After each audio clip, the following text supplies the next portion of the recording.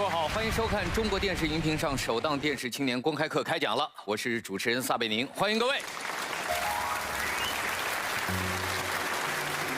这些年，我们做的很多节目，都是想通过不同的层面，去追寻中华文明我们的根源、我们的基因、我们的源头，去寻找能够指引我们今天继续向前前行的方向和动力。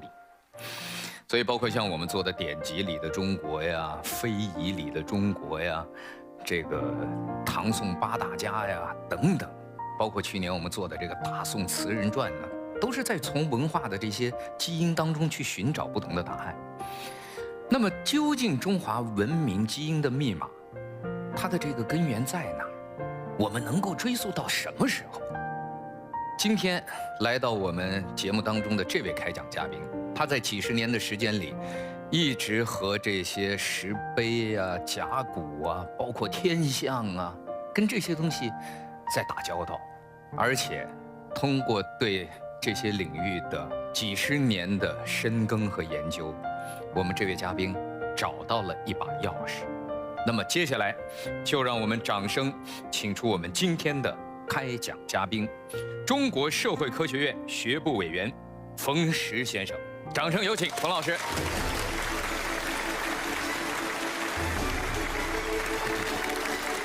您好，石哥。你好，你好，请。石哥您好。你好，你好。冯老师是北大历史系考古专业，82年毕业的。但是您和这个我们传统印象中的考古系的学生不一样，因为我们老想象的考古学家都是干嘛呀？风尘仆仆的是吧？不是，都是脸冲着黄土，在地上找东西。您是抬着头，夜观天象，您是在天上寻找答案。天上的遗存实际在地上，所以我们也要投向大地。相互之间是印证。哎，对对。但是，您一上来啊，我们也觉得特别有压力，就是因为一谈到中华文明啊，总觉得是个巨大的概念。是。所以您先帮我们厘清几个概念吧。比如说在您的研究当中，您怎么给中华文明定义？它和我们说的中华文化是一个概念吗？就是文明和文化，它实际上是一个问题。文明是指的就是人的这样的一个修心养德，成就的一个文明的个体。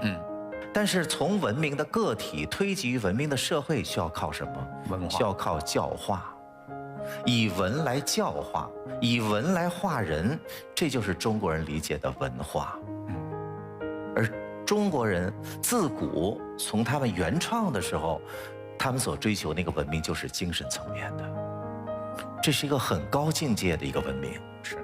但是这个境界对于今天很多观众来讲，可能一方面觉得您看您那个天文考古，天文，对，太辽阔了，是那个宇宙空间太广大，考古又太久远了，对。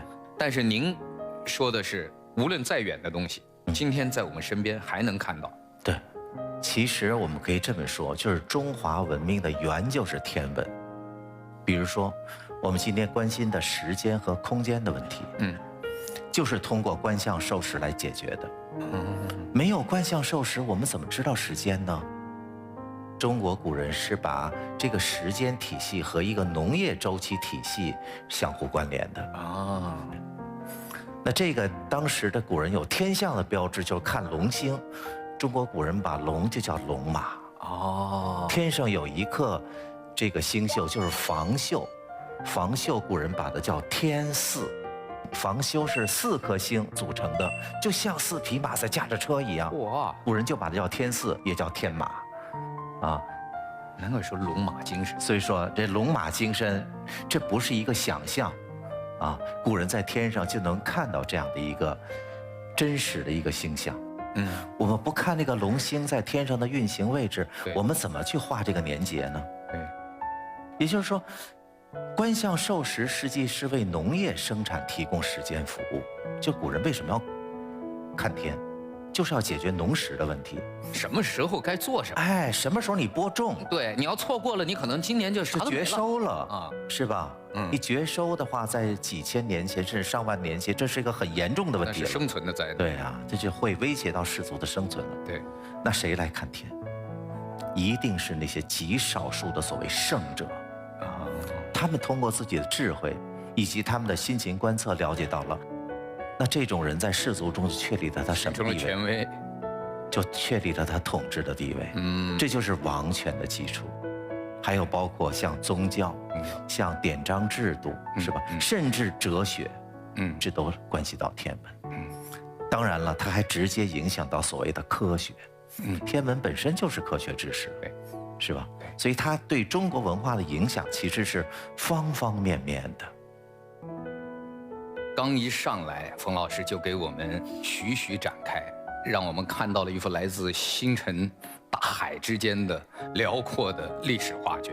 但实际上这背后很多的细节，那么这是一个什么样的过程？接下来我把讲台留给冯老师，有请冯老师为我们开讲。好，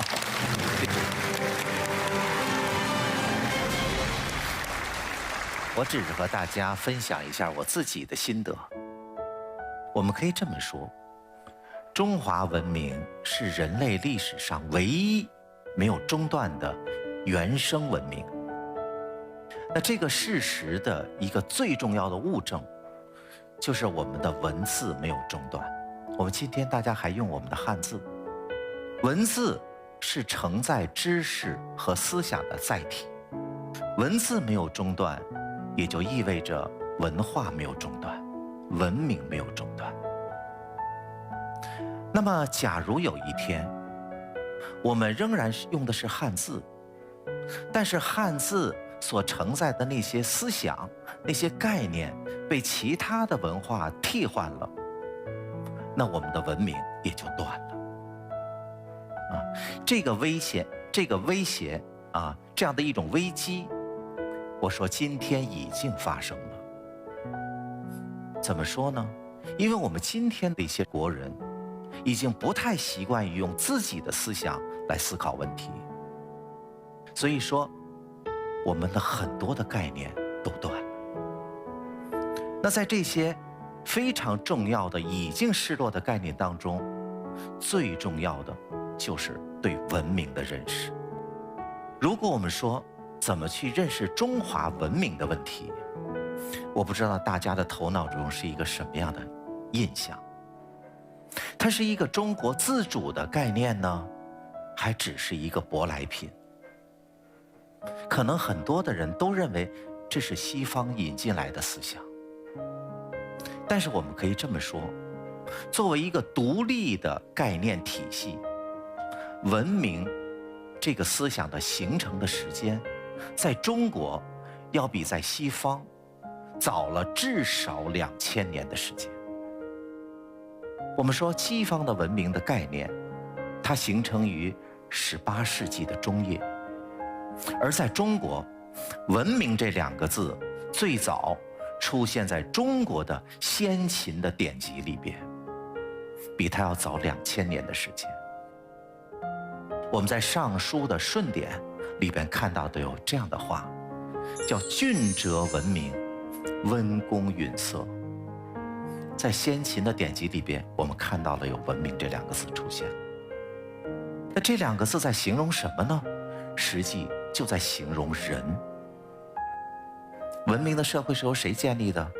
不是野蛮人，是文明的人所建立的文明的社会。所以它首先要解决文明的个体的问题，而不是什么技术因素。同样一个技术掌握在文明人的手里边，它就可以为人类造福；而掌握在野蛮人的手里边，它就变成屠杀的工具。所以技术因素和文明是无关的。这就是中国先贤的深刻的思考。所以中国古人定义文明，首先就用它来定义人。有了文明的个体，才能够逐渐形成文明的群体，最终形成一个文明的社会。所以文明的社会是由一个个的文明的个体组成的，而不是靠野蛮的个体组成的。这就是中国先民最基本的一个思考逻辑。所以我们看看，在先秦的典籍里边，中国已经有了文明这2个字。文明的内涵又是什么呢？我们在《周易》的乾卦的文言传可以看到这样的思想。他说什么？献龙在田，天下文明。献龙在田是讲天文，是讲观象授时。有了这个观象授时以后，才能够达到天下文明。那什么是天下文明呢？唐代的经学家孔颖达做了一个非常精要的这样的一个注解。他说天下文明就是天下有文章而光明也。文是什么？就是文德，那个人修的那个文德修得很醇厚了，自然就彰显出来了。所以他所强调的仍然是人的个体的修养道德，修养道德以后才能成就文明。这就是中国人的思想。文明这2个字最核心的这个关键词就是那个文，就是文。那我们来看看甲骨文、金文中那个文字怎么写，像一个人正面站着，然后特别强调了他那颗心。那这个字是想告诉我们人长有心吗？不是，因为禽兽也长有心，是吧？而在甲骨文中，所有描述禽兽的那些文字，我们看看，没有一个写出他的心的。这些是描述禽兽的这些文字。所以文字所强调的那个意思，我们就知道了，它不是告诉我们人长了一颗心，而是要人要通过修养这颗心，才能够成就为人，才能成就文明。人怎么样才能和禽兽区分开？孟子曾经说过，人所以异于禽兽者几兮。人和禽兽分别非常小，人有好食之欲，禽兽也有；人有繁衍之需，禽兽也有。那么人和禽兽怎么区分呢？中国古代的思想家就在思考这个问题，最后他们认识到，人只有用道德来修养自己这颗心，才能和禽兽区分开。所以人们要建立文明，要成就人，而不是成就禽兽。这就是中国的文明观。所以我们在《礼记》里边，我们就看到了古人有这样的思想。他说什么？鹦鹉能言，不离飞鸟；猩猩能言，不离禽兽。今人而无礼，虽能言，不以禽兽之心乎？是吧？家里养的鹦鹉会说话呀，但是它是飞鸟；猩猩也有喜怒哀乐，但是它属于禽兽，这都不是人。那我们如果作为一个直立的这样的一个生物体，我们虽能言，我们不修道德，我们仍然怀有的就是一颗禽兽之心。这就是古人的思考。这个标准，这个观念，其实在中国没有断。到今天，我们的国人还是这么定义文明的人。我们去定义一个文明的人，是看他开什么车吗？不是。是看他用什么高级的电脑吗？也不是。而看他有没有道德，知不知礼仪。这就是中国人定义文明的一个最基本的思考。所以中国古人要成就的是人，所以古人就把人给予了很高的标准。古人说了，人这个一撇一捺这个字为什么要读成人呢？为什么不能读成豺狼虎豹猪狗牛羊？人们要通过这个语音传达的那个思想，就是仁义道德的人。所以在中国的古文献里就有这样的定义：仁者，仁也。这是一个很高的标准的，告诉你了，我们不是禽兽，我们是人了。所以人不是只是一个简单的读音问题，这里边注入了道德。许慎在《说文解字》里边给人下的定义也非常高。什么是人呢？天地之性最贵者，多高！我们是最有灵性的。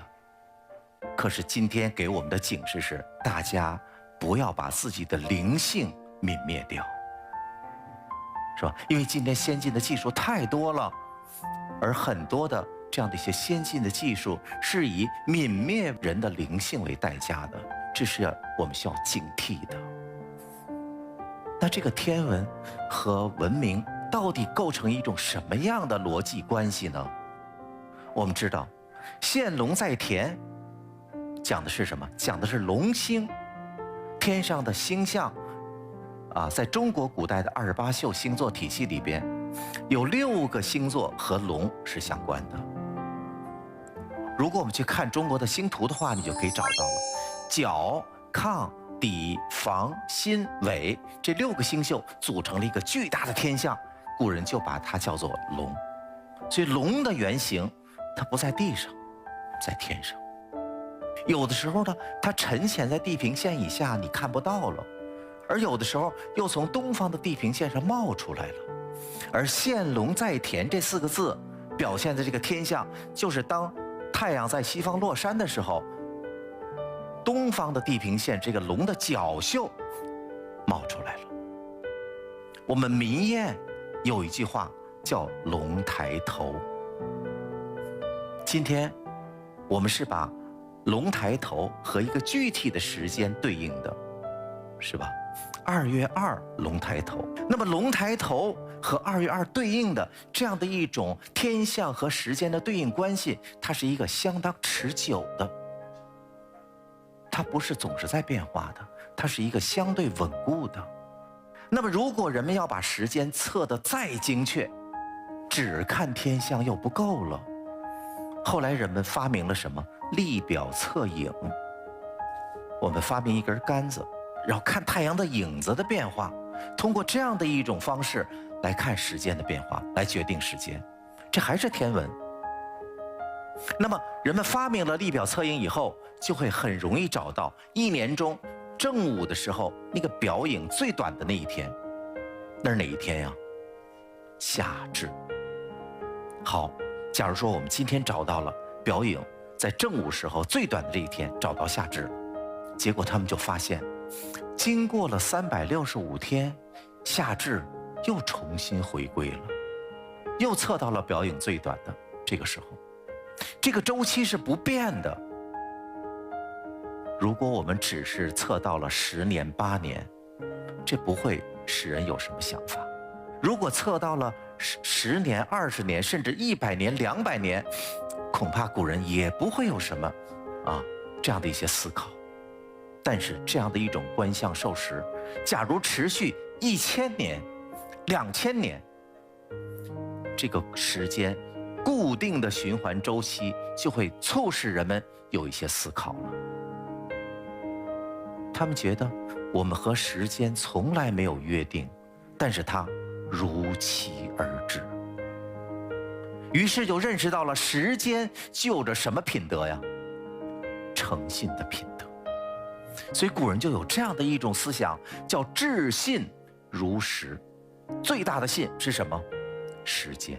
并且把这个诚信作为了道德最核心的内涵去修养自己，于是就成就了道德，也就成就了文明。这就是中国古人通过观象来决定时间，并且通过时间来思辨文德、思辨诚信而成就的一个文明的一个发展过程。这就是中国古人的一些基本思考。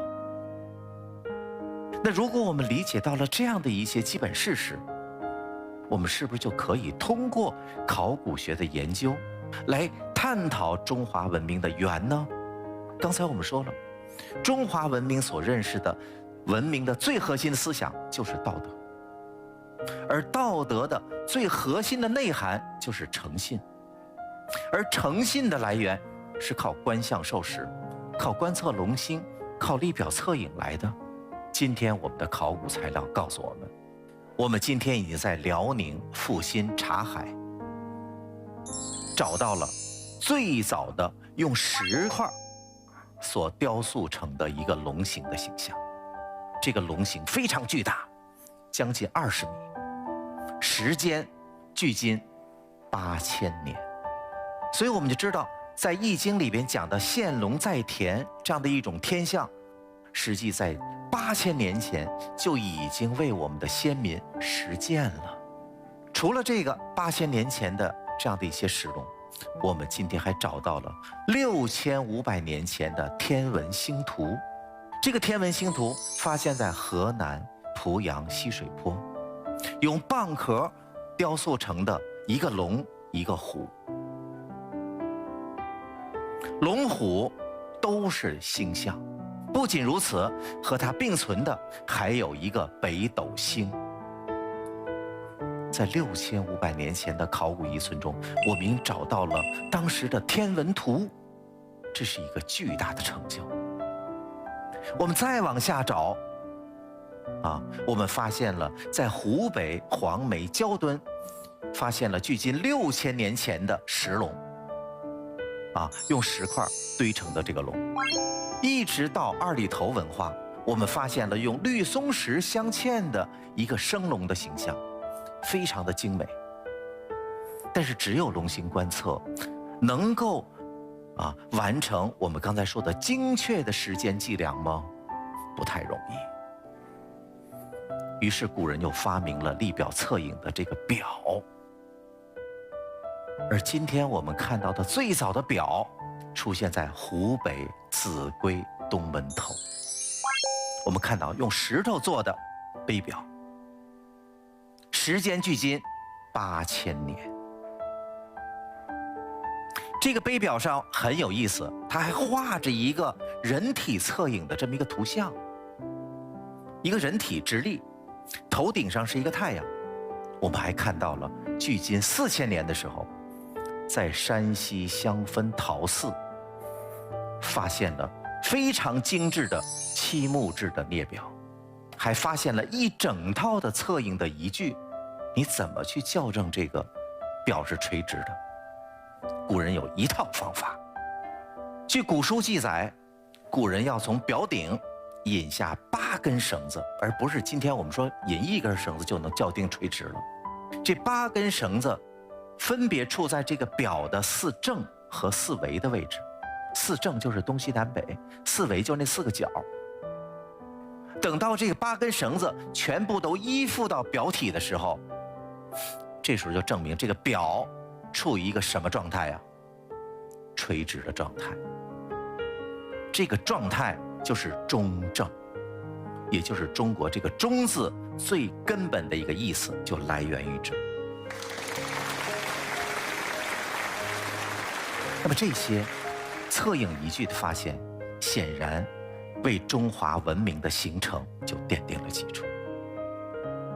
那刚才我们其实一再的强调，文明这2个字，它最核心的那个词就是文，所以文本身就是文德的意思。就像我们今天看到了日字，大家想象的是什么？想象的古人一定对太阳已经有观测了，但是如果我们看到了文呢？它能说明什么？它就告诉我们，文明的观念在那个时代已经形成了。这就是中国概念。那有没有比甲骨文更早的文字呢？我们在山西襄汾陶寺发现了什么？文意。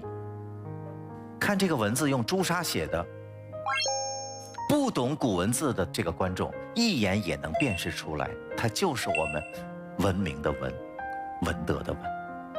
这个时候人们已经形成了文明的观念，已经进入了文明的时代，就是毫无疑问的了，对不对？我们在湖北秭归柳林溪发现了7000年前的文字，也就是在人们学会立表测影的1000年之后，人们形成了一个非常成熟的文明的观念——武田文。这3个字，我们如果去用商代的甲骨文去对读它，完全一样。那武田是什么意思？武田就是天下。中国古人的空间观把天下分成5方，东西南北中。所以中国古代的文献里边讲，中国容夷5方之民。我们如果规划天下的人民，可以分成几类呢？5方，东西南北，还有中。所以5表示天下。第二个大家注意，他用的是武田。我们可以回到刚才那个7000年前的柳林溪，田的意思是为了种植农作物特意开垦出来的那个土地，古人才把它叫做田呢。我们就知道了，它更强调的是天文学和农业的关系。这个思想5000年没变，我们在7000年前看到的就是武田，在5000年以后战国时代的那些易传讲的也是这个思想。那么这个古汉语武田文，如果用后来的通俗的话去解释，就是什么呢？就是天下文明。所以说，如果我们总结一下，可以知道了，中华文明最核心的问题是什么？实际就是人的问题。我们指的文明，不是形而下的那些物化的东西，而是形而上的精神的层面的东西，是吧？我们首先成就的就是文明的个体，成就文明个体的这样的一个最基本的要素就是道德，用道德来成就文明的个体，这就是中华文明最核心的思想。而这些部分呢，正是我们作为一个中国人需要认识和继承的。谢谢大家。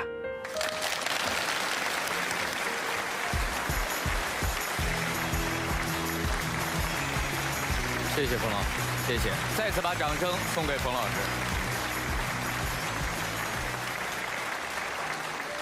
刚才这个开讲只是为我们推开了一扇门，你回去慢慢琢磨吧，这个后劲儿太足了。很多东西仍然还在影响我们，我们还在跟着前人的脚步还在走，这个东西实在是太奇妙了。所以你看刚才您说的龙抬头，直到今天我们还在延续着这样一个时间的概念，而且到了龙抬头我们还有仪式感。对对对。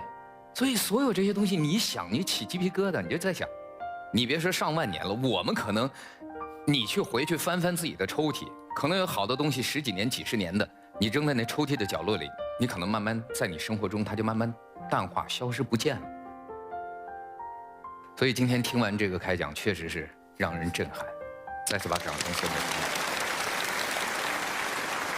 您。您开讲的过程当中啊，大家写了很多的小纸条，其中有一个观众问：您确定湖北出土的那块人体侧影碑表上面刻的不是某种昆虫外形的外星人吗？就湖北出土的那个人形碑表，脑袋上有一个小天线。对，我估计它可能真像一个天线一样，而且它那个形状特别像某种甲壳虫的那种感觉，是不是？是，手短脚短，对，然后头上竖个小天线。因为现在年轻人就是脑洞大开，各种各样的文艺作品里面经常也说什么外星文明对人类进程的干预啊等等。您没有产生过这种疑问是吧？没有，因为你始终确认这是个湖北人。这是我的老乡。是，你是湖北人。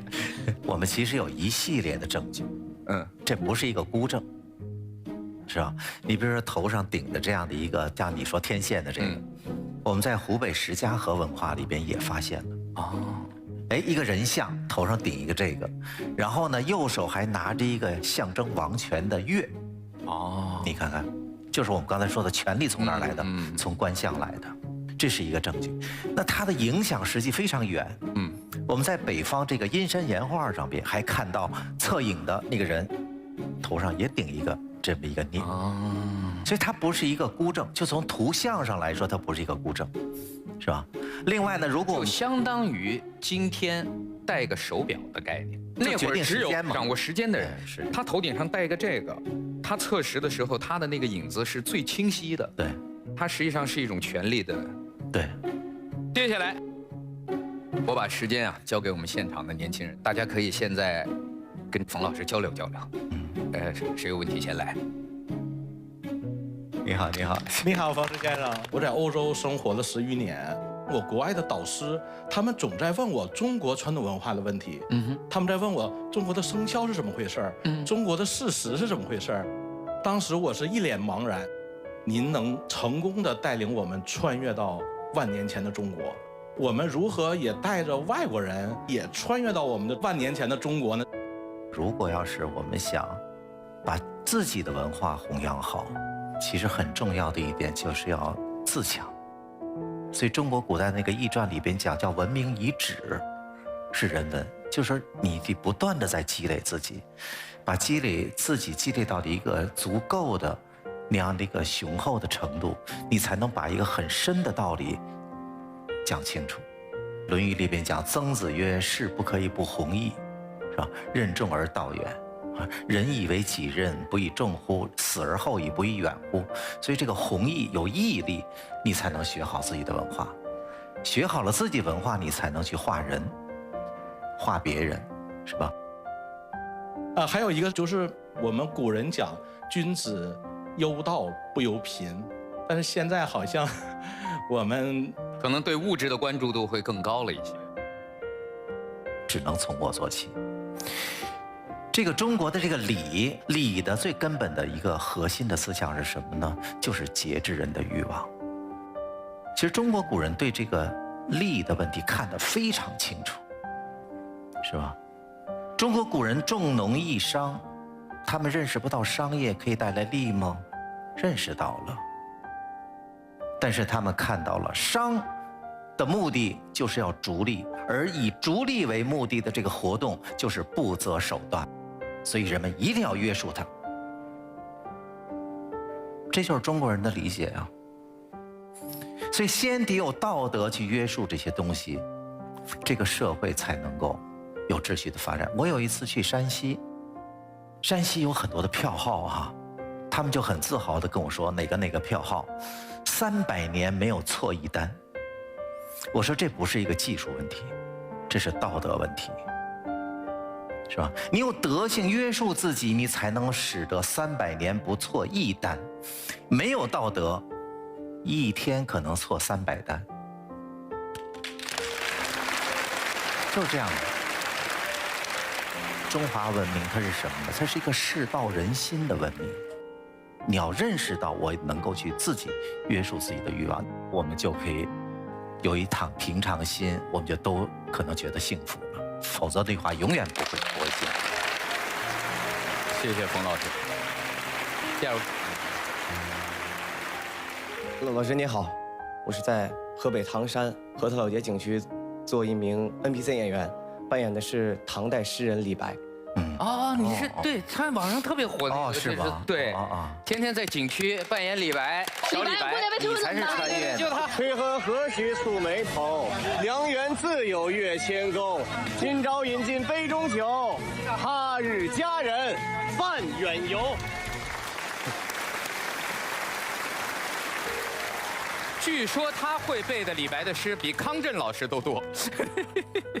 对于我一个艺术生来说，可能差的真的很多，因为毕竟是我自己写的诗。因为有一次小朋友跟我互动说：“哎，就妈妈，我没有听过这首诗，这首课本上没有学过。”妈妈会说这是他自己，是他自己写的。说白了就是打油诗，就我怕影响孩子。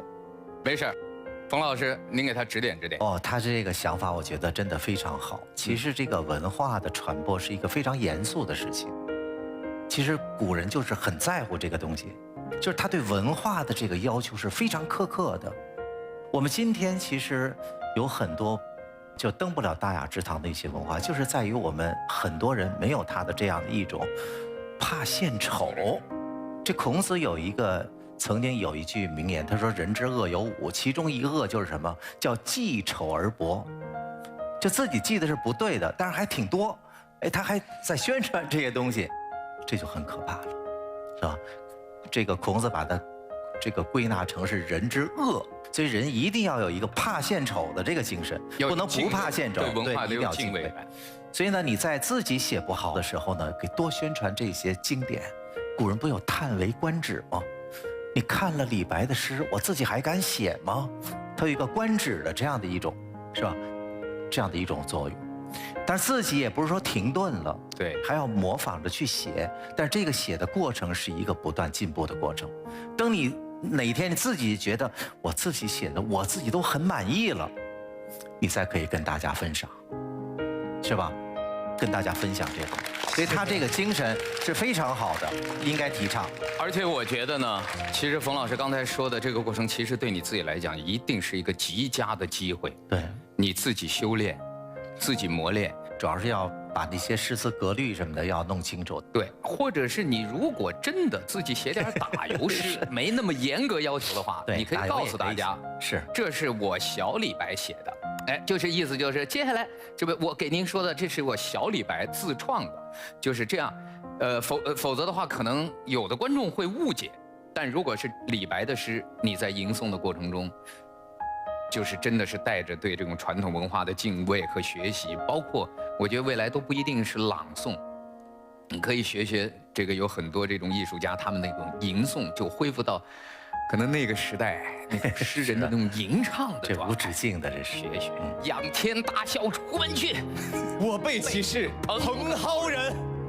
会很好。真的是，他这个自介的这个态度是非常好的。其实我还有一个问题，就是很多的景区也在宣传咱们的古风，包括咱们的非遗文化。对，刚刚冯老师也说，就是每一个文字也好，包括每一个这个画面，它都代表着一个咱们文明的精神符号。今年是马年嘛，就是咱们外面就会张灯结彩贴所有跟马有关的一些标语、标识啊，甚至文字。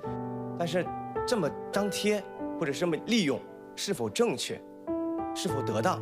就拿我自身举例，就刚刚那个画面中的我那身衣服，因为是李白，我前面刚开始是有一个麒麟纹，在我表演的时候，因为慢慢关注我的人多了，他会指出李白不适合穿这个麒麟纹，然后我就把它换掉了，因为当时我也不懂这个，哎，有麒麟纹这是可能景区的服装老师给你找了一件就套上了。这后来我就感觉，不太好，但是我不太明白这个每一个符文背后它到底蕴含着什么。我们这个不仅是这样一些景区的介绍啊，它需要再现的那些文化背景啊，我就很留意我们每年过年的时候贴这春联儿，可能有多一半今天把这个上下联的位置贴错了，就是说这个知识现在我们就没有，这是一个太常识性的东西了。横批必须得从右向左，所以上联一定是在右边，这个是没有什么可商量的东西，就是常识性的东西。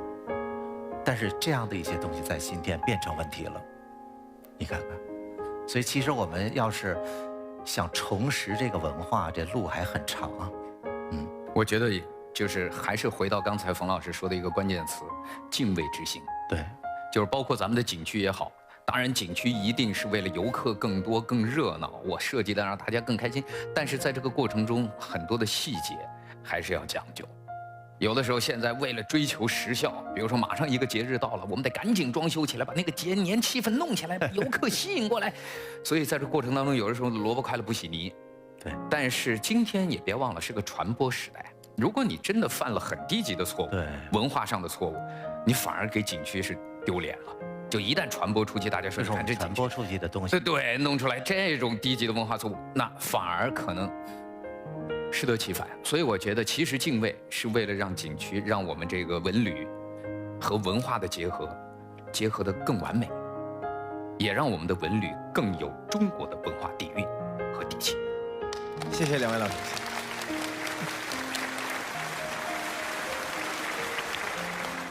冯老师您好，你好，萨老师您好，我也是北大毕业的，我在本科读的是中文系，然后我叫马毅，我现在的身份呢是一名主唱，然后还有一名词人。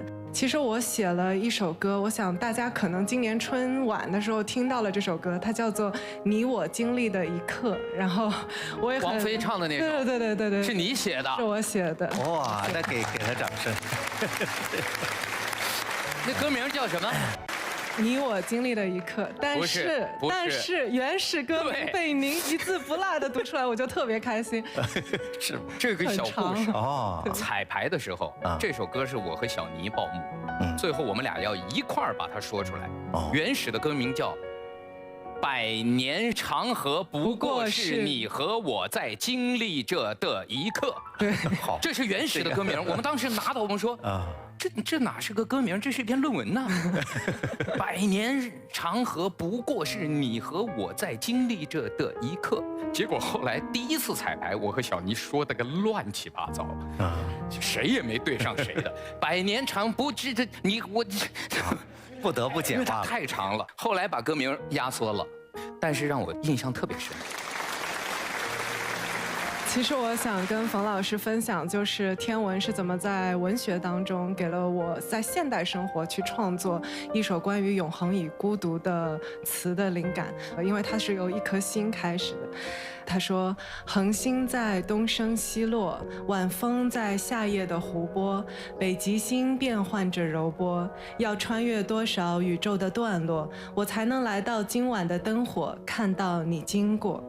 百年长河不过是你和我在经历着的一刻。谢谢大家。然后其实在今天听到您的讲演之前呢，我自己就是自鸣得意，因为我就觉得当我在写要穿越多少宇宙的段落的时候，我用了段落这2个字，而没有用距离那2个字。但今天您说日月星辰是天上的文字的时候，我突然觉得段落用在这个地方是恰如其分的，是非常的中正的。我其实有一个很小的问题，因为天文看起来就是这么宏大，然后如此严肃的一个学科，它其实帮助我在流行文化的创作上面产生了灵感。那我也想要问您，就是像这样的一种天文观，然后观时观星的生活，对于您自己的个人生活当中有什么有趣的这种灵感和创作指导呢？中国古人把这个社会和宇宙把它结合起来，形成一种宇宙观，是吧？我觉得真是非常高的这样的一个思考。它不是简单的等同于社会观，这社会观呢，其实更重于是社会中的人和人之间的关系，而宇宙观强调的是什么呢？是天地人之间的关系。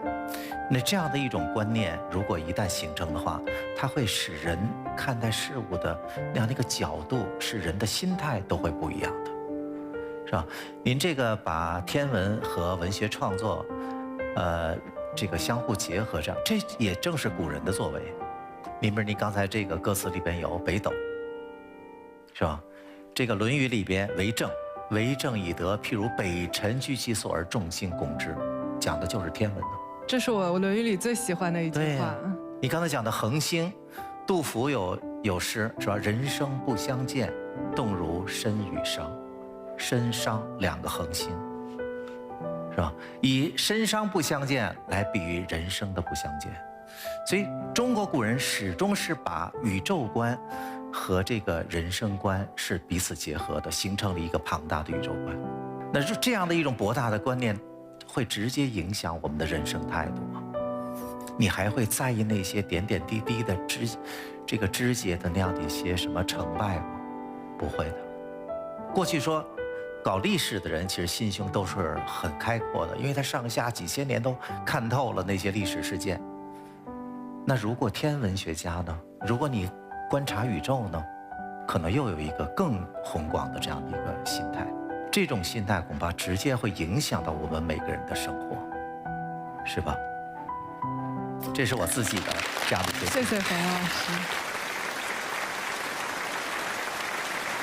谢谢冯老师。今天听完您的开讲，我觉得我们永远是孩子，在先人面前，在那些积累下来的智慧面前，我们永远是孩子。